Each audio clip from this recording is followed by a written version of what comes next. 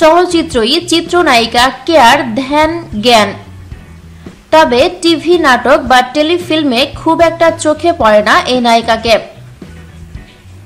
প্রায় 4 বছর আগে একটি টেলিফিল্মে অভিনয় করেছিলেন তিনি।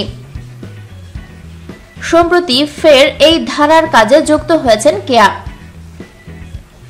সকাল আহমেদের পরিচালনায় বসন্ত যায় বসন্ত আসে শিরোনামের একটি টেলিফিল্মে তাকে দেখা যাবে। এতে তিনি জোহরা চরিত্রে অভিনয় করেছেন। এরই মধ্যে রাজধানীর উত্তরার বিভিন্ন লোকেশনে টেলিফিল্মটির শুটিং হয়েছে। কেয়া বলেন, শুধু এতটুকু বলতে পারি যে আমি জোহরা চরিত্রে অভিনয় করছি, এর বেশি গল্পটা বলতে চাই না, কারণ খুব চমৎকার একটি গল্প ভালো লেগেছে বলেই এতদিন পর আবার টেলিভিশনের জন্য কাজ করেছি। কারণ আমার চলচ্চিত্রের দীর্ঘদিনের পথ চলায় খুব বেশি নাটক কিংবা টেলিফিল্মে কাজ করিনি। আমি 3টি কিংবা 4টি কাজ করেছি। ছোট পর্দার কাজের ব্যাপারে আমি খুব চুজি। সেই হিসেবে বসন্ত যায় বসন্ত আসে দর্শকদের ভালো লাগার মতো একটি টেলিফিল্ম হবে।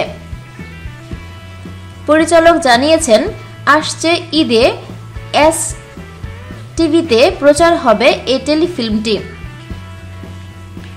চলচ্চিত্র পরিচালক মুশফিকুর রহমান গুলজার বলেন, প্রায় 4 বছর আগে তিনি রবীন্দ্রনাথ ঠাকুরের একটি কবিতা অবলম্বনে কেয়াকে নিয়ে নির্মাণ করেছিলেন বিশেষ টেলিফিল্ম পিছু ডাক। এরপর কেয়া টিভির জন্য আর কোনো কাজ করেননি। চিত্রনায়ক বাপ্পারাজের বিপরীতে তিনি প্রথম প্রয়াত পরিচালক মুহাম্মদ হান্নানের নির্দেশনায় টিভি নাটকে অভিনয় করেন।